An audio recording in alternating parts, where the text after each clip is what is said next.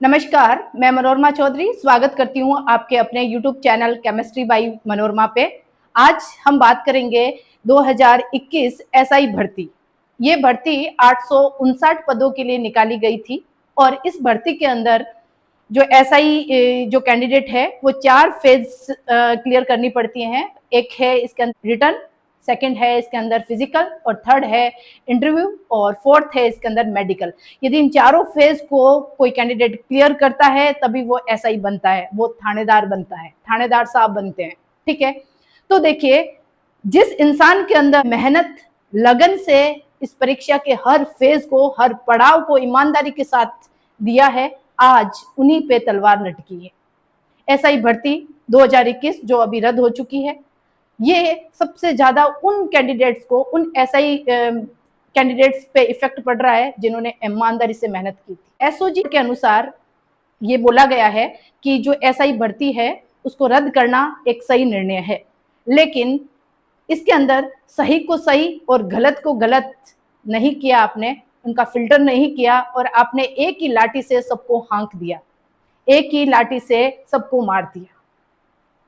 तो नुकसान सबसे ज्यादा उन कैंडिडेट्स को हुआ है जो ईमानदारी से इन सारी फेज को क्लियर करके यहां तक पहुंचे, क्योंकि सबको फेल किया है, दैट मीन सबको रिजेक्ट किया है, इस वैकेंसी को डिलीट किया है, इसको रद्द किया है। इसका मतलब यह है कि आपने उन कैंडिडेट्स को नहीं छांटा, उनको फिल्टर नहीं किया, तो जो गलत है या जो सही है। क्योंकि एसओजी रिपोर्ट के अंदर ये बोला गया था कि 785 जो एसआई अभ्यर्थी है उन पे कोई प्रभाव नहीं पड़ा। इसका मतलब 94% अभ्यर्थियों पे इस रद्द होने से उनकी जिंदगी में बहुत बदलाव आए हैं। देखिए, मैंने ये मुद्दा इसलिए उठाया है, ये बात मैं इसलिए कर रही हूँ क्योंकि मैं भी इस 2021 की भर्ती के अंदर मैं भी सिलेक्टेड एक कैंडिडेट थी। बिल्कुल सही सुन रहे हो कि मैंने भी रिटर्न क्लियर किया था, लेकिन फिजिकल के अंदर मेरा बीकानेर सेंटर आया था, लेकिन फिजिकल के 2 दिन पहले मेरे पैर में फ्रैक्चर हो गया था और अनफॉर्चुनेटली मैं उस एग्जाम को नहीं दे पाई। मैं फिजिकल देने योग्य नहीं रही और उस टाइम मुझे ये बहुत महसूस हुआ था कि भगवान ये मेरे साथ इतना क्यों, हर चीज में मेरे से इतनी परीक्षा क्यों लेता है।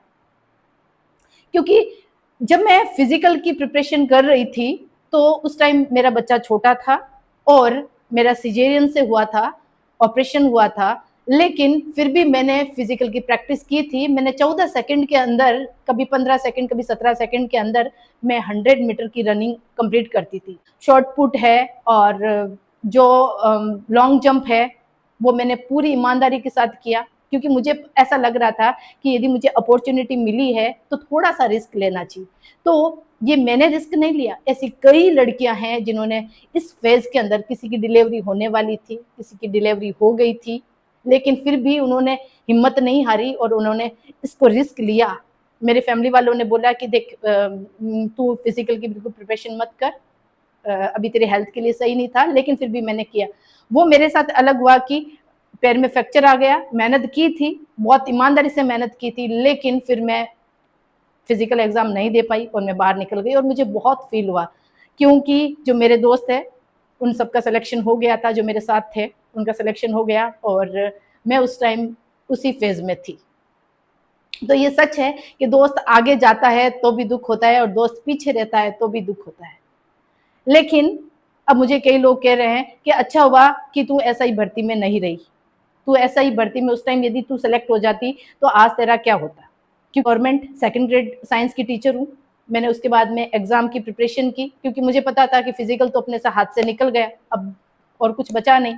तो फिर मैं वापस पढ़ाई के अंदर जुट गई और मैंने फिर टीचर का एग्जाम निकाल लिया। तो ये कहना बहुत ईजी है, क्योंकि 6 महीने मेरे दिमाग के अंदर वो डिप्रेशन रहा था कि यार वो पैर उस टाइम ही क्यों फ्रैक्चर हुआ, वो टाइम ही क्यों 2 दिन बाद ही हो जाता, 2 दिन पहले क्यों हुआ। तो कई सारी चीजें, तो मैंने तो देखो वो सफलता देखी भी नहीं, उससे पहले मैंने इतना डिप्रेशन 6 महीने तक मैं घर से बाहर जाती थी तो मुझे ऐसा लगता था कोई पूछ नहीं ले कि क्या हुआ, तूने ऐसा ही का फिजिकल नहीं दिया। तो इस तरह से कहीं ना कहीं से आपको कोई मजाक के अंदाज में बोलते और ऐसा ही साहब कैसे हो, मुझे बोलते थे। पर मुझे लगता था कि यार जो हुआ है मेरे लिए, शायद भगवान ने जो मेरे लिए किया था वो सही किया था। उस टाइम हो सकता है मुझे गलत फील हुआ, लेकिन देखो मेरे साथ तो उस टाइम सही हुआ, लेकिन जो एसआई भर्ती में जो 859 जो अभ्यर्थी थे उनके साथ बहुत गलत हुआ। उनके साथ बहुत गलत हुआ। कहने का मतलब आपने वर्दी पहना दी, उसका जोश दे दिया, उसका जुनून दे दिया, और वो मेहनत से वहां तक पहुंचे और आपने उसको बाहर निकाल दिया। देखो, सारे इंसान सही भी नहीं होते, सारे इंसान गलत भी नहीं होते, सारे फर्जी नहीं है और सारे ईमानदार भी नहीं। तो कहने का मतलब है एक ही लाठी से सबको हाँकना सही नहीं है। सारी सरकारें अपनी रोटियां सेकती है, चाहे बीजेपी हो, चाहे कांग्रेस हो, चाहे कोई सा भी दल, उनको अपने वोट से लेना देना।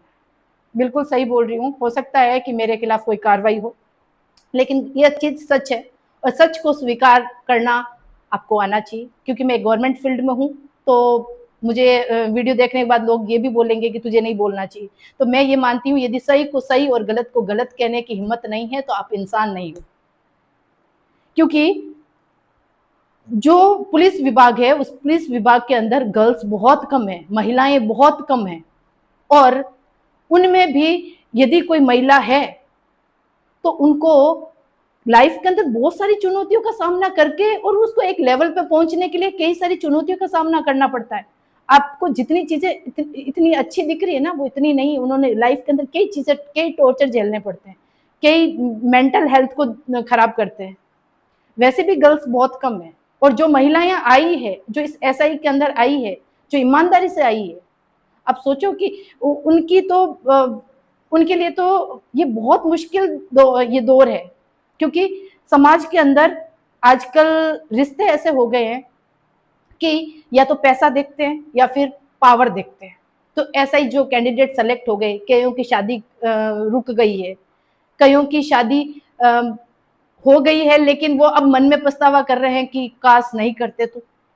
देखो, ये स्वार्थी समाज है, बस इसी को पूछा जाता है, पोस्ट और पावर को। इनकी तो पोस्ट और पावर आपने दोनों ही छीन ली। ये गलत किया है। क्योंकि यदि मैं एसआई के अंदर सेलेक्ट हो जाती तो शायद मैं आज गवर्नमेंट टीचर नहीं बन पाती, और ये फिर मुझे भी यही चीज फील होती और यही दुख मुझे भी झेलना पड़ता। लेकिन मैं फील कर सकती हूँ कि मैं 6 महीने डिप्रेस्ड में रही थी, जबकि उस टाइम तो मुझे पता भी नहीं था कि मेरा इंटरव्यू क्लियर होगा कि नहीं होगा, मेडिकल क्लियर होगा कि नहीं होगा, फिजिकल भी क्लियर होगा, ये क्या गारंटी। लेकिन फिर भी मुझे पछतावा था, जबकि मेरे पास सफलता का मुझे नहीं पता कि सफलता क्या पता मैं ऐसा ही बनूंगी नहीं बनूंगी, लेकिन एक मन में कॉन्फिडेंस था। तो जो ऐसा ही कैंडिडेट है वो तो बन चुके हैं ना, वो तो ऐसा ही बन गए। उन्होंने तो 23 महीने नौकरी कर ली, उन्होंने ट्रेनिंग कर ली। कोर्ट ने जो बोला है, तो मैं कोर्ट से निवेदन करती हूँ कि आपके सारे डिसीजन सही है, लेकिन सही को सही और गलत को गलत फिल्टर करिए। सारे बच्चों को सजा मत दीजिए, सारे कैंडिडेट को सजा मत दीजिए, सारे अभ्यर्थियों को सजा मत दीजिए। जो गलत है उनको बाहर करिए, जो सही है उनको सिस्टम में लाइए। क्योंकि यदि यहाँ पे फिल्टर नहीं होगा तो आपको क्या लगता है कि कोई दूसरी सरकारी वैकेंसी रद्द नहीं होगी? बिल्कुल हो सकती है। मैं उन कैंडिडेट्स को जो पढ़ रहे हैं, अभी जो पढ़ रहे हैं, मैं उनको भी बोलना चाह रही हूँ कि आजकल जो सोशल मीडिया पे मीम्स बना रहे हैं ना, अपने व्यूज बढ़ाने के लिए, थानेदार साहब पे कभी कुछ ऐसे मीम्स मत बनाइए। मीम्स उन लोगों पे मत बनाइए, उन लोगों को ही फील होगा। आप मीम्स यदि उनके मजाक उड़ा रहे हो तो उन लोगों को फील होगा जो ईमानदारी से आए। क्योंकि जो बेईमान है उनको फर्क नहीं पड़ेगा, उनको कोई फर्क नहीं पड़ेगा। वो ये जो 859 है, जो ये एसआई भर्ती अभी 2025 के अंदर निकाली, इसके अंदर 859 पदों को इसके अंदर जोड़ लिया। आपको क्या लगता है कि जो अभ्यर्थी वहां पे गलत थे, जो फर्जी थे, वो सिस्टम में वापस घुस जाएंगे और वो वापस वो पोस्ट भी ले लेंगे? ये सच बोल रहे हैं। ये हमारे देश का दुर्भाग्य है कि 859 सदस्य में से हम फिल्टर नहीं कर पाए और सजा सबको दी। ये क्या है? ये कैसा डिसीजन है? कम से कम जैसे 2 साल के अंदर इन्होंने 56 कैंडिडेट को पकड़ा था, उन 56 कैंडिडेट को पकड़ा तो और कैंडिडेट भी तो पकड़ सकते हैं। कहते 500 से ज्यादा है इसके अंदर फर्जी है, तो आपको पता है 500 से ज्यादा, तो उन पे कार्रवाई करिए ना, उन पे कार्रवाई करिए। ये सबके लिए, ये सारे जितने भी कॉम्पिटिटिव, आप ऐसा मत सोचिए मैं देखने वाले सारे लोगों को बोलना चाह रही हूँ कि मैं एसआई के लिए नहीं बोल रही हूँ, सिर्फ एसआई के लिए नहीं बोल रही हूँ, मैं उन सारे मेहनत करने वाले कैंडिडेट्स जो आज लाइब्रेरी के अंदर बैठे हैं और जो अपने घर से बाहर रेंट पे बैठे हैं, से बाहर बैठे हैं, कैसा उनको खाना मिलता है, कैसा क्या मिलता है, 10-10 घंटे वो लाइब्रेरी के अंदर बैठे रहते हैं, 10-10 घंटे उनकी पढ़ाई की सीटिंग होती है। वो इसलिए थोड़ी बैठे हैं कि आप इनको अभी सेलेक्ट हो जाएंगे फिर 2 साल बाद में उनको लात मार के बाहर निकाल देना। ये सही नहीं है, ये बहुत गलत है, ये हमारे देश का सबसे बड़ा दुर्भाग्य है। जो जुगाड़ी लोग हैं, जिन वो षड्यंत्र रच के वापस सिस्टम में आएंगे, आप कैसे निकालोगे? ऐसे तो बहुत सारी वैकेंसीज। लेकिन मैं कोर्ट से ये अपील करती हूँ, ये निवेदन करती हूँ कि आपका काम वोट से नहीं चलता है, आपका काम अनुशासन से चलता है, नेता का काम वोट से चलता है, और कोर्ट का काम वोट से नहीं चलता। उसका काम सिर्फ और सिर्फ अनुशासन, सही को सही, गलत को गलत कहना आपका अधिकार है, आपके अंदर ये शक्ति है, आप स्वतंत्र हो। मैं हाई कोर्ट और सुप्रीम कोर्ट दोनों से अपील करती हूँ कि जो ईमानदार है उनको ईमानदारी से ले लीजिए और जो बेईमान है उनको निकाल दीजिए।